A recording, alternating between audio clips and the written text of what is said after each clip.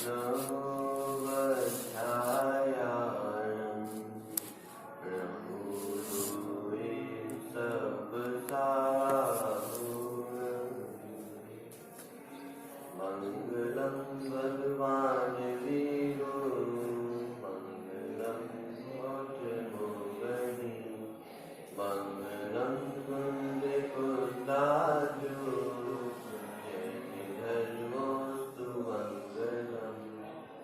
सर्वमंगलमांगल्यं सर्वकल्याणकारिकं प्रधानं सर्वधर्माणां जयं जयतु शास्त्रम्। यस्य स्वयं स्वभावाप्तिरभावे कृत्स्नकर्मणा तस्मै संज्ञानिरूपाय नमोस्तु परमात्मने।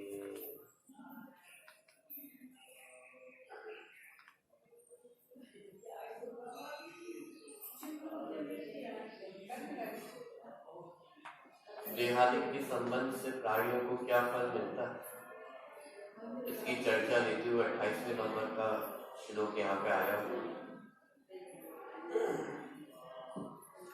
माने देहादिक का जीव संयोग करता है अथवा उनमें संबंध स्थापित करता है, उसका फल क्या है, तो वो चर्चा यहाँ पे ली गई।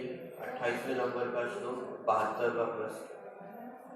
दुख संदोह भागित्वं संयोगादिति देहिनां त्यजाम्येनं ततः सर्वं मनोवाक्काय कर्मभिः।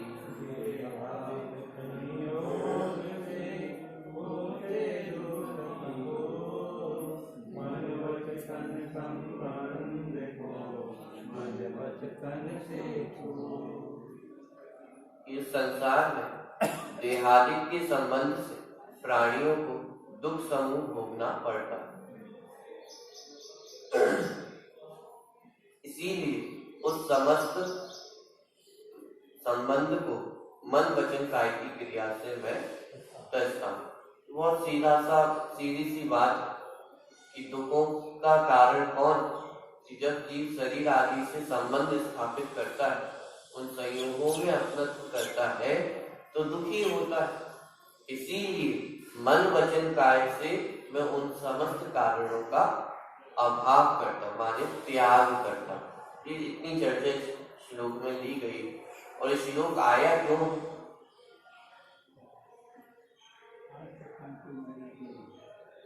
पिछले श्लोक में बात की गई थी कि बाह्य संयोगजा भाव मत्तः सर्वेपि सर्वथा, कि जितने भी संयोगी भाव है वो मेरे स्वरूप से बाहर है।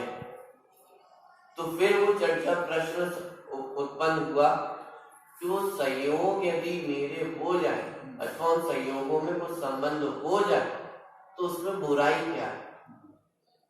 माने जो मेरा नहीं है उसे यदि हम अपना मान लें तो उसमें बुराई क्या है, आपका क्या बिगड़ता है। तो वो चर्चा यहाँ पे ली कि उन संयोगों में यदि हम अपनत्व करते हैं तो उन संयोग का फल क्या है, कि उन संयोगों का फल है अनंत दुख। वो यहाँ पे बताएगा कि जो मेरा नहीं है उसमें अपनत्व करेंगे तो उसका फल क्या है, कि सुख की प्राप्ति नहीं हो सकती। कि अपना खजाना अपने पास हो और अपने खजाने को तो ना देखे और दूसरी की ओर दृष्टि बनी रहे, यार उसके पास ये है उसके पास वो है, ऐसा व्यक्ति सुखी रह सकता है। ये तो साक्षात उदाहरण हम विश्व में लोक में भी देखते हैं या नहीं देखते हैं कि सारी सुविधाएं अपने पास हो लेकिन दृष्टि कहाँ पे रहती है, कि वो बगल वाले के पास कितना है। यदि बगल वाले की एक मंजिल ऊंची है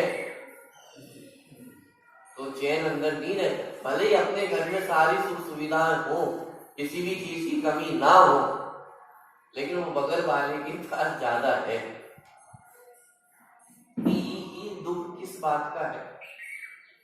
किसी चीज की कमी है, कोई कष्ट पहुंचा रहा है, कोई ताने मार रहा हो, वो दृष्टि अपने खजाने की ओर तो नहीं, अपनी संपत्ति की ओर तो नहीं, लेकिन किसकी ओर है? कि जब तक लक्ष्य पर की ओर रहता है, जब तक दृष्टि बाहर की ओर रहती है, क्या लिखा कि दुख संदोह भागित्वम, कि संयोग आदि के संबंध से, देहादि के संबंध से प्राणियों को दुख संदोह अर्थात दुख समूह भोगना पड़ता है। प्रश्न क्रमांक 73। और यहाँ पे मात्र दुख नहीं लिखा कि दुख भोगना पड़ता है, दुख का समूह भोगना पड़ता है। दुख का समूह भोगना पड़ता है अर्थात जो अनंत दुख को भोगना पड़ता है। माने एक शरीर को अपना माना तो मात्र उतना दुख नहीं होगा कि गलती कितनी की, एक गलती की है कि शरीर को अपना माना है, नहीं बाकी और किसी को अपना नहीं मानते, बस शरीर को अपना माना है, तो बस उससे रिलेटेड एक दुख होना चाहिए ना। अरे एक दुख नहीं, जो अनंत दुख है वो इसी कारण है कि शरीर को हमने अपना मान रखा। इसलिए दुख समूह, दुख संदोह भागित, कि दुखों के समूह को भोगता है। सब एक शरीर को अपना मानो तो दुख समूह को कैसे भोगता है? कि जो शरीर अपना नहीं है उस शरीर को हमने अपना माना है। अब उस शरीर को जब अपना माना है तो अपनों के लिए तो हम कुछ भी कर सकते हैं। कि जो इस शरीर को कष्ट पहुंचाएगा वो सब मेरे कौन है? शत्रु। और जो इस शरीर को अनुकूल होगा वो सब मेरे लिए कौन? मेरे मित्र। तो आपने शरीर के साथ ही अपनत्व काम किया। इस शरीर के जो जो प्रतिकूल पदार्थ हैं उनसे आपने वैर धारण किया, और जो जो इस शरीर के अनुकूल हैं उनसे आपने राग धारण किया। कि हमें लगता है कि इस शरीर में बस हमारा अपनत्व है। अरे एक शरीर में अपनत्व है इसका मतलब अनंत विश्व से आपको राग अथवा द्वेष है। इस पूरे विश्व से राग है अथवा द्वेष है। क्यों?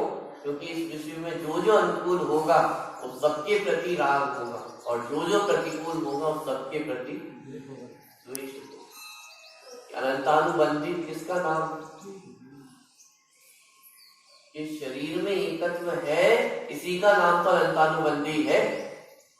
अनंतानुबंधी तोड़ने का उपाय क्या है? कि पूरे विश्व से मैं राग द्वेष को जोड़ता हूं। संभव है पूरे विश्व से राग द्वेष को तोड़ना, छोड़ना संभव है? क्यों? राग द्वेष रह जाते हैं, लेकिन इस शरीर के प्रति जो एकत्व है, जो अनंतानुबंधी है, वो टूट जाती है।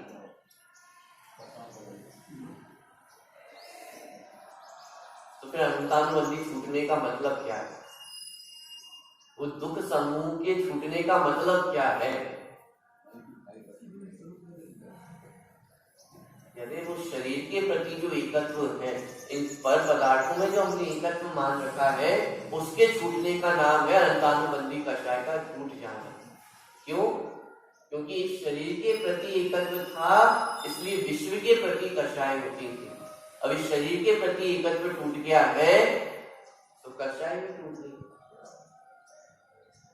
कि जो व्यक्ति देह में संबंध करता है वो दुख समूह को भोगता है।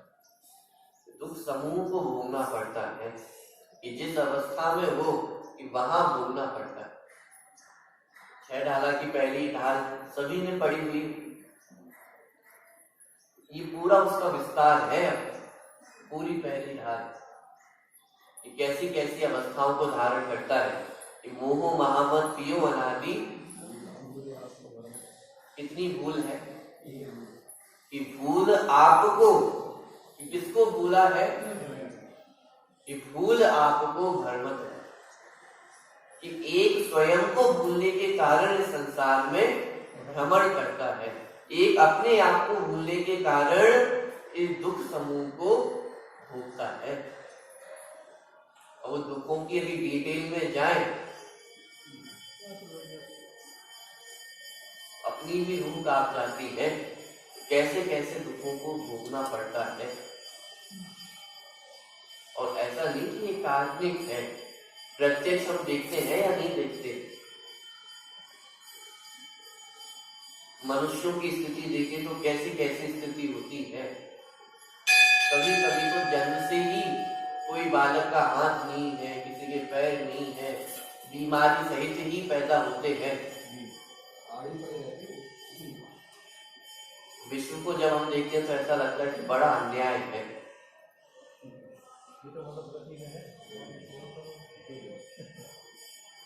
जब मनुष्यों की ऐसी हालत है, त्रियंश गति की क्या बात करें। कैसी कैसी स्थिति वहां पर होती है। कोई पूछने वाला है। छोटे छोटे दृश्य तो हमारे सामने डेली बनते हैं। कोई आपके बालक को, आपके पुत्र को कष्ट पहुंचाए, तो बच्चे आपस में खेलते हैं और उनकी लड़ाई हो जाए कि आपका बच्चा एक तरफ हो और बाकी सब एक तरफ हो, तो आपको कितना कष्ट होता है, कितना दुख होता है कि बाकी सब बच्चे उस आपके पुत्र के साथ लड़े। बड़ा दुख होता है, कष्ट होता है। वो त्रियंश गति में जो है, गाय बैल कुत्ते आदि हैं, कि जब उनके बच्चों पे पत्थर मारे जाते हैं, तो बहुत बार दृश्य देखा हुआ, बच्चे छोटे छोटे बच्चे मिल जाते हैं और कोई वो गली मोहल्ले में जो गाय आ जाए, बच्चा आ जाए, तो उसको पत्थर मारते, उसको परेशान करते हैं। बोलो आपका पुत्र तो आपसे आके शिकायत कर सकता है, किससे जाके शिकायत करे? और शिकायत करे तो उल्टे और अभी तो पत्थर पड़ रहे हैं, वो लाठियां भी पड़ने लगे। माने इतने कष्ट वो क्यों भोगता है? माने ये कष्ट मात्र त्रियंश गति के नहीं है, ये कष्ट मैंने भोगे हैं। और यदि अभी अपने स्वरूप की पहचान नहीं की तो आगे भी वही कष्ट भोगने वाले हैं।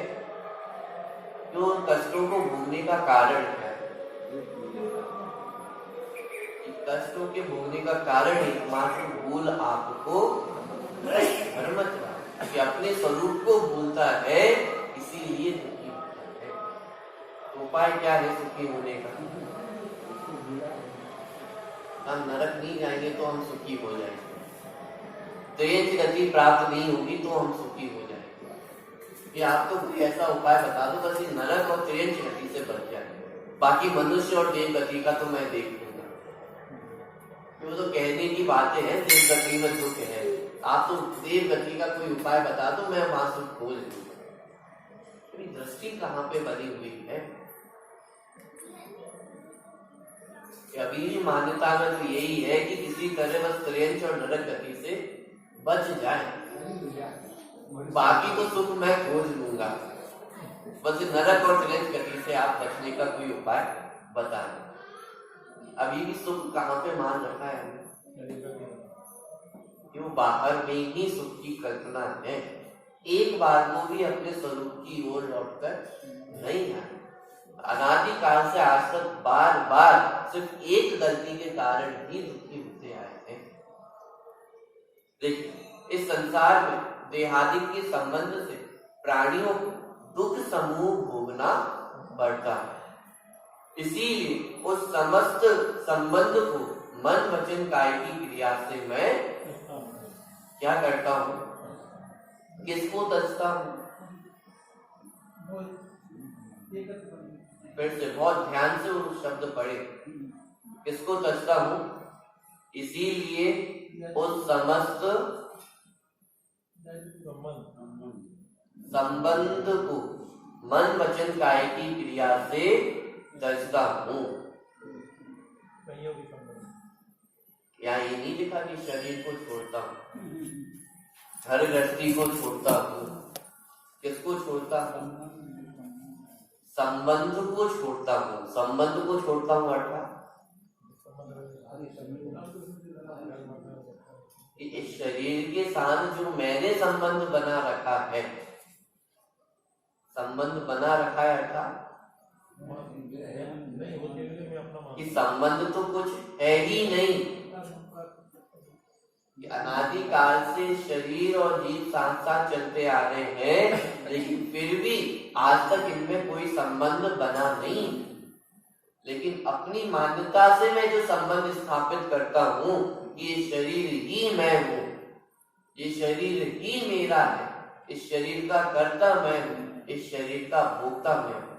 तो एकत्व, ममत्व, कर्तृत्व और भोक्तृत्व, ये जो संबंध मैंने बनाया है, ये क्या करता हूं कि उस संबंध को मैं छोड़ता हूं, उस संबंध का मैं त्याग करता हूं। उस मान्यता का त्याग किया है कि जिसके कारण मैं दुखी हूं। इस शरीर तो मेरा हुआ नहीं है आज तक, तो इस शरीर दुख का कारण है या शरीर के प्रति एकत्व ममत्व वो दुख का कारण है? कि संयोग के कारण जीव दुखी होता है, तो संयोग अर्थात क्या, कौन सा संयोग? कि वो एकत्व, ममत्व, कर्तृत्व, भोक्तृत्व, तो शरीर के प्रति, बाह्य संयोगों के प्रति जो बुद्धि है, ये जो संबंध है, वो दुख का कारण है। कि बाहर के पर पदार्थ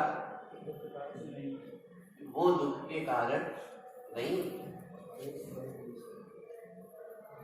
बोलो रोग होता है, तो रोग दुख का कारण है या सुख का कारण? सिर दर्द हो तो वो दुख का कारण है या सुख का कारण?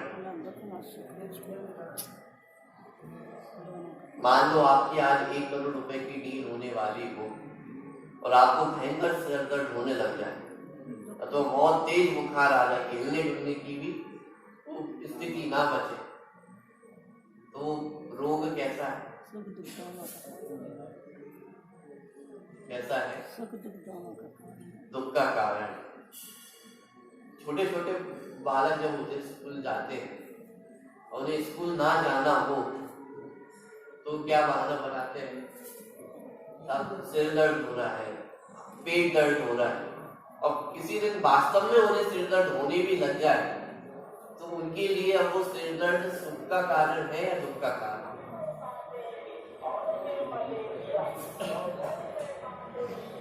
विचार करो। सिर दर्द हो रहा है लेकिन फिर भी वो उसके लिए सुख का कारण है। कि क्यों? क्योंकि आज अच्छा है, आज स्कूल बच जाएंगे जाने से। वही रोग जो हमें दुख का कारण लग रहा था, वही रोग सुख का कारण है। रोग दुख का कारण है या सुख का कारण?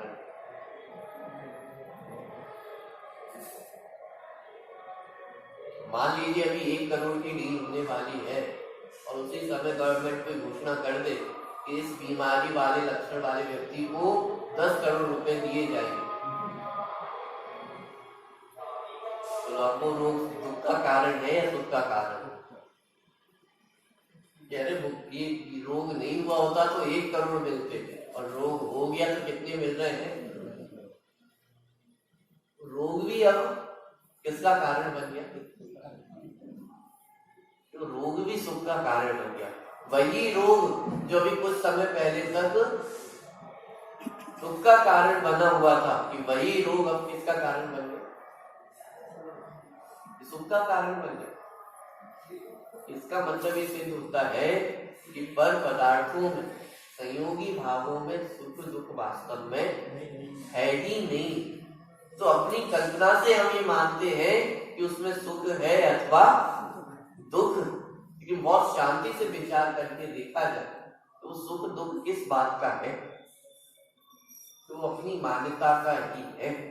इसलिए यहाँ पे लिखा कि उन समस्त संबंधों को मन, वचन और काय से त्यजता, अर्थात त्याग करता हूं।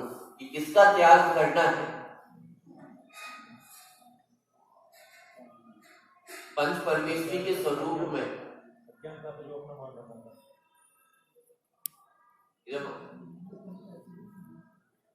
आचार्य उपाध्याय साधु परमेश्वरी का स्वरूप लिखा कि उसमें टोडरमल जी ने परिभाषा दी कि जो गृहस्थ पना त्याग कर, अनंत परमेश्वरी परिभाषा में जो गृहस्थ पना त्याग कर, जो गृहस्थ पना त्याग कर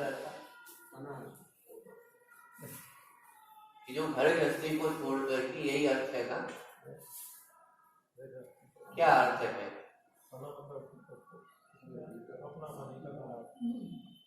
मानी एक एक शब्द कितना सोच विचार के वहां पे लिखा हुआ है। जो गृहस्थ पना त्याग कर, गृहस्थ पना त्याग करके अर्थात वो घर गृहस्थी के प्रति जो एकत्व ममत्व है, कर्तृत्व भोक्तृत्व है, उसको त्याग करके। इसका क्या मतलब हुआ कि छोड़ना तो घर गृहस्थी है ना, वो छोड़ करके जंगल जाना है, यही तो उद्देश्य है। कि उद्देश्य घर गृहस्थी को छोड़ना नहीं, उद्देश्य उस घर गृहस्थी के प्रति मोह को, उस घर गृहस्थी के प्रति राग को छोड़ना है। कि उस घर गृहस्थी के प्रति यदि मोह टूट जाएगा तो घर गृहस्थी में रहा कैसे जाएगा? वो तो छूटेगी ही, लेकिन वो घर गृहस्थी के प्रति मोह ना टूटे और घर गृहस्थी छूट जाए तो घर गृहस्थी छूटी है। क्यों यहाँ छोड़ के गए हैं, किसी दूसरी जगह गए, घर गृहस्थी बच जाए। किसको छोड़ना? जो संबंध, जो पर पदार्थों से संबंध हमने स्थापित किया है, कि जहां संबंध था नहीं वहां हमने संबंध स्थापित किया, इसलिए उस संबंध को छुड़ाया जा रहा है। ज्ञान और जीव को अलग नहीं कराया जाता। जैसे अन्य मतों में चर्चा आती है कि सुख की प्राप्ति कब होती है? कि जब आत्मा ज्ञान शून्य हो जाए तो मोक्ष की प्राप्ति हो जाए, सुख की प्राप्ति हो जाए। यदि ज्ञान शून्य हो जाएगा तो फिर आत्मा बचेगा क्या? कि मेरा अस्तित्व ही ज्ञान है, और ज्ञान से ही यदि जीव शून्य हो जाए तो फिर आत्मा बचा का, मैं बचा का। बात समझ में आया? कि जो तादात्म्य संबंध है उससे नहीं छुड़ाया जा रहा, छूट सकते नहीं। वहां तो अहम करने योग्य, कि जहां अहम करने योग्य है कि वहां आज तक अहम किया नहीं है, कि दुख इस बात का है। कि जहां अहम करना चाहिए था कि उसको तो पहचाना नहीं, और जहां अहम नहीं करने योग्य है कि वहां अहम करके बैठे हुए हैं। यही नरक निकोट का कारण है। भूल आपको भ्रमत बात है। क्यों भ्रमण कर रहा है? कि अपने आप को भूलने के कारण, स्वरूप को भूलने के कारण भ्रमण है। संसार अर्थात क्या? संसरण करना। संसरण करना अर्थात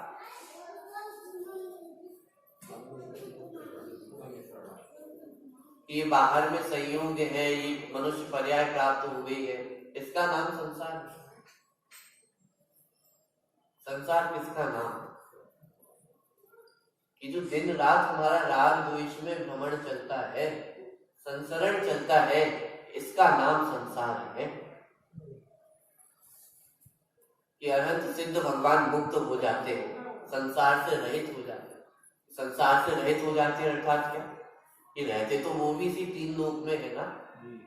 अंतर इतना है, हम मध्य लोक में है, ऊर्ध्व लोक में है। कि ऊर्ध्व लोक में तो स्वर्ग में देव भी पाएगा। अरे देव छोड़िए, निगोदिया जीव भी पाएगा। कि है तो वो भी इसी तीन लोक में, हम भी इसी तीन लोक में है। तो फिर संसार से रहित होगा, इसका मतलब क्या है? कि मध्य लोक को छोड़ के ऊर्ध्व लोक में चले जाना, इस संसार को छोड़ना है। कि संसार को छोड़ना अर्थात कि वो राग द्वेष में उनका परिभ्रमण नष्ट हो गया। कि जो अभी तक हमारा उपयोग बाहर में भटकता था, कि वह उपयोग अब स्वरूप में स्थित हो गया है, इसका नाम संसार से रहित होना है। कि बाहर की वस्तुओं को त्यागने का नाम वो सुख नहीं, उन बाहर की वस्तुओं में जो संबंध हमने स्थापित किया है उसको तोड़ने का नाम वो सुख है। तो साहब बाहर की चीजें नहीं छोड़े तो चल जाएगा काम? आप ही तो कहना चाह रहे हो ना कि घर गृहस्थी को नहीं छोड़ना है, घर गृहस्थी के प्रति वो राग को छोड़ना है। तो फिर घर गृहस्थी नहीं छोड़े तो चलेगा? घर बैठे बैठे मोक्ष हो जाएगा, चलेगा? यानी ये तर्क हमारे सामने प्रस्तुत होते हैं कि आप बात करते हो कि मात्र मोह राग द्वेष को छोड़ना है और बाहर के संयोगों को ना छोड़े तो काम हो जाएगा।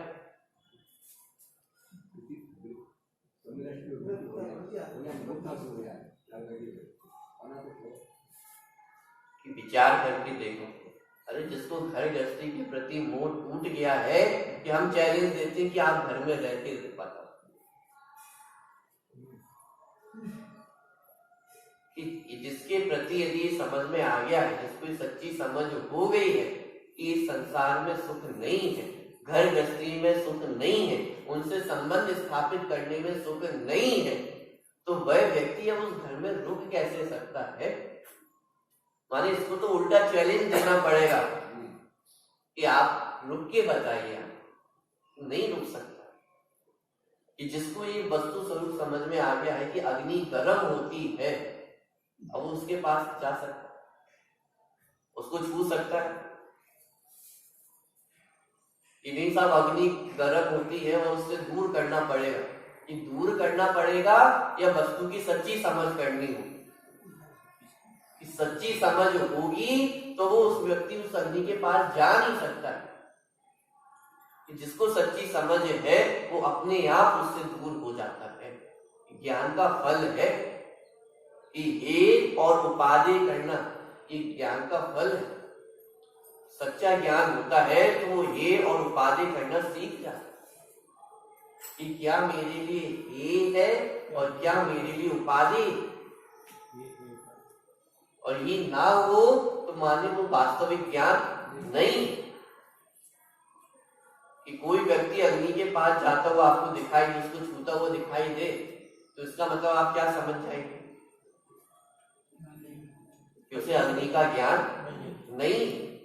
भले ही वो बोल रहा हो कि अग्नि गर्म होती है, अग्नि गर्म होती है, और फिर भी वो अग्नि को छुए, इसका मतलब वो अग्नि का ज्ञान उसे नहीं है। क्यों? यदि अग्नि का ज्ञान होता तो उसे हे उपाधि का ज्ञान होता कि अरे वो अग्नि छूने योग्य नहीं, वो मुझे जला देगी। ऐसे ही जिसको वास्तविक वस्तु स्थिति समझ में आ गई है, जिसको ये समझ में आ गया है कि सुख तो मेरे अंदर ही है, बाहर में सुख नहीं है, और उसका राग टिक कैसे सकता है उस नजर से?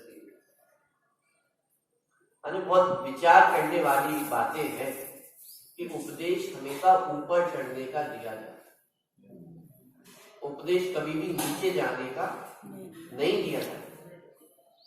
कि आरंभिक अवस्था में यही चर्चा की जाती है, यही सिखाया जाता है कि भाई घर गृहस्थी को छोड़ना चाहिए। क्यों? क्योंकि इसमें दुख है, इन सबका त्याग करना चाहिए। कि लेकिन छल ग्रहण नहीं करें।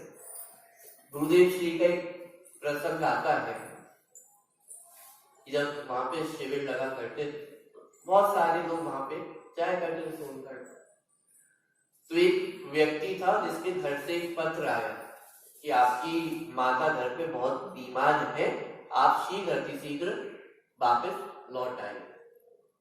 उस व्यक्ति ने वो पत्र पढ़ के वापस रख दिया और जैसा डेली का रूटीन था, प्रवचन में जाना, सारी क्रिया, वो वहां पे गया। लोगों ने उससे पूछा कि अरे भाई पत्र आया था, क्या बात है, घर पे सब कुशल मंगल है या नहीं? कि नहीं, वो माता जी थोड़ी बीमार हो गई हैं और बोला है कि जल्द से जल्द आप घर आ जाइए। फिर लोगों ने पूछा कि अरे तो जा नहीं रहे, कब जा रहे हो? बोला अरे मैं नहीं जा रहा। क्यों? क्योंकि ये जो जीवन भरण है वो तो कर्मों के अधीन है कि मैं चला भी जाऊं और यदि आयु पूरी हो गई होगी तो मैं बचा नहीं सकता हूं, और आयु बची होगी तो मैं चला भी जाऊं तो उसमें मैं क्या कर सकता हूं? आयु तो अभी शेष है। माने वो व्यक्ति ने जाने से मना कर दिया। वो बात गुरुदेव श्री को भी पता चली। गुरुदेव श्री को जब ये बात पता चली तो उन्होंने भरी सभा में उस व्यक्ति को उठाया और बोला कि जो अपनी माता की सेवा नहीं कर सकता हो वो जिनवाणी की सेवा कैसे कर सकता। माने जो वास्तविक स्थिति को नहीं समझा है, जिन्होंने अपने जीवन में सब कुछ हमें दिया है, यदि उनकी सेवा नहीं कर सकते हैं तो जिनवाणी माता की सच्ची सेवा कैसे कर सकते। माने कहाँ किस अपेक्षा से कैसा कथन किया तो उसको समझना आवश्यक है।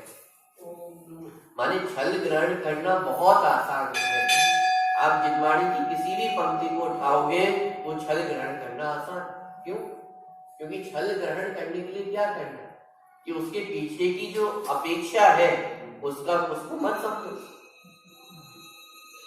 इतना ही तो है कि जिस अपेक्षा से जहां पे जैसा कथन किया गया है उस अपेक्षा को वहां पे वैसा नहीं समझा कि आत्मा शुद्ध है। ये बात तो यहाँ पे भी लिखी है, अन्य मतों में भी लिखी है, लेकिन अन्य मत की बात तो मिथ्या और स्वमत की बात ये सच्ची, ये तो पक्षपात है। हमने कहा तो सही और उन्होंने कहा तो गलत। अरे ऐसा नहीं कि हमने जो कहा है वो किस अपेक्षा से कहा है उसको समझा या नहीं समझा, और वहां पे जो कथन किया गया है वो किस अपेक्षा से किया गया है उसको समझा या नहीं समझा। अपेक्षाओं को तो नहीं समझा तो इसका मतलब हमने क्या किया कि छल ग्रहण किया है। वास्तविक वस्तु स्थिति क्या है उसको नहीं समझा, और जब तक वास्तविक वस्तु स्थिति को नहीं समझेंगे तो ऐसे ही जीव छल ग्रहण करता रहे। फिर करना क्या है कि घर गृहस्थी को छोड़ना या नहीं छोड़ना, कि घर गृहस्थी में रहते रहते मोक्ष हो जाए, कि आप ही तो कह रहे हो कि उसके प्रति मोह को छोड़ दो, तो घर गृहस्थी छूटेगी या नहीं छूटेगी। कि अरे घर गृहस्थी तो छूटेगी, कि जिसका मोह छूट गया हो उसकी घर गृहस्थी टिक जाए।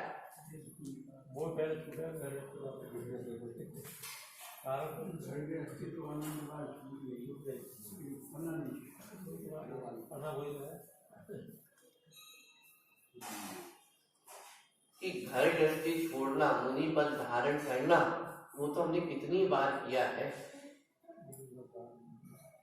लेकिन वो घर नहीं छोड़ा, इसीलिए वो आज तक इस संसार में भटकता आ रहा है, रुलता हुआ आ रहा है। करना क्या है कि उस घर गृहस्थी के प्रति जो मोह कि उसको छोड़ना है, वो छूटेगा तो घर गृहस्थी छूटेगी ही। कैसे टिक सकती? देख, इस संसार में देहादिक के संबंध से प्राणियों को दुख समूह भोगना पड़ता है। इसीलिए उस समस्त संबंध को मन वचन काय की क्रिया से क्या करता हूं कि मैं तजता हूं। दुखों का संदोह समूह उसका भोक्तापना यहाँ अर्थात इस संसार में संयोग के कारण अर्थात देहादिक के संबंध के कारण होता है। कि दुखों का जो समूह है उसका भोक्तापन माने दुखों को भोगना क्यों होता है? इस संसार में संयोग के कारण अर्थात देहादिक के संबंध के कारण होता है। अर्थात देहादिक के संबंध के कारण प्राणियों को अनेक दुख भोगने पड़ते हैं। इस देह के संबंध के कारण जीव को अनेक दुख भोगने पड़ते। देह के संबंध के कारण अर्थात देह में एकत्व ममत्व कर्तृत्व भोक्तृत्व करने के कारण इस जीव को संसार में अनेक दुखों को भोगना पड़ता है। इसीलिए उन समस्त संयोगों को उनके प्रति होने वाले राग को मैं संपूर्ण रूप से छोड़ता हूं। किसको छोड़ता हूं? कि उस शरीर के प्रति होने वाले राग को मैं छोड़ता हूं। उस शरीर के प्रति होने वाले राग को छोड़ा तो शरीर छूटेगा या नहीं छूटेगा? तो शरीर तो छूटेगा ही। कि प्रारंभिक अवस्था में ऐसा उपदेश दिया जाता है कि शरीर दुख का कारण है, इसलिए शरीर को छोड़ दो। लेकिन जब थोड़ा और ऊंची क्लास में आते हैं फिर क्या बताया जाएगा कि जो पिछली क्लास में बता के आए थे ना कि शरीर दुख का कारण है, तो अब समझो कि शरीर में जो एकत्व ममत्व है कि वो दुख का कारण है, तो छोड़ना किसको? जो शरीर में होने वाले एकत्व ममत्व को छोड़ना है। तो वो जो पिछली कक्षा में पढ़ा के आए थे कि शरीर दुख का कारण है इसलिए उसको छोड़ना, तो वो छोड़ना या नहीं छोड़ना? कि अरे जिसका शरीर के प्रति एकत्व छूट गया है तो उसका शरीर भी छूटता ही। शरीर छूटता है अर्थात शरीर का त्याग करना, अर्थात कि शरीर में जो हमने एकत्व मान रखा है कि उसका त्याग करना, क्योंकि ग्रहण भी कहाँ पे किया है कि अपनी मान्यता में ही तो ग्रहण किया है, उस शरीर को तो ग्रहण किया नहीं। तो जहां ग्रहण किया है त्याग भी कहाँ पे हो कि ग्रहण ज्ञान में किया है तो त्याग कहाँ पे हो? तो ज्ञान में ही उसका त्याग होगा। तो उसके प्रति होने वाले राग को मैं संपूर्ण रूप से छोड़ता हूं। संपूर्ण रूप से छोड़ता हूं अर्थात मन वचन काया से मैं त्याग करता हूं। जब भी किसी वस्तु का त्याग किया जाता है नियम लेते हैं, कैसे नियम लेते हैं? मैं मन वचन काया से त्याग करता हूं कि मन से भी, वचन से भी और काया से। तो यहाँ पे वो आचार्य प्रतिज्ञा दिलवा रहे मानो कि ये जो दुख के कारण है मैं उनका मन वचन और काया से त्याग करता हूँ। किसका त्याग करता हूँ? कि वो एकत्व ममत्व का, वो राग द्वेष का एवं मन वचन काया से त्याग करता हूँ। किस द्वारा करने में आते संबंध कि मन वचन काया की क्रिया से, मनोवर्णना आदि के अवलंबन से, आत्म प्रदेशों के परिस्पंदन द्वारा करने में आते संबंध को ही मैं छोड़ता हूँ। जब यहाँ संबंध बता रहे कि किस संबंध को छोड़ता हूँ कि जो संबंध मन वचन काया से स्थापित किया, माने शरीर को अपना माना है, अपने मन में माना, वचन में माना और काया से माना, तो शरीर का संबंध छोड़ना अर्थात क्या कि जहां माना था, जैसे माना था उसको वहां और वैसे छोड़ता। कि मन वचन और काया में मैंने शरीर को अपना माना था, तो मन वचन काया से ही उस शरीर को छोड़ता। शरीर को त्याग करना, शरीर को छोड़ने का मतलब ये नहीं है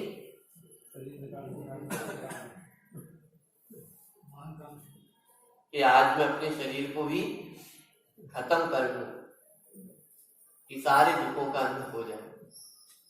अरे वो शरीर में दुख थोड़ी ना है, शरीर में जो एकत्व पने की मान्यता है वहां दुख है। कि शरीर नष्ट कर दोगे तो अगला शरीर प्राप्त हो जाए, वो नष्ट होगा तो अगला शरीर प्राप्त हो जाए।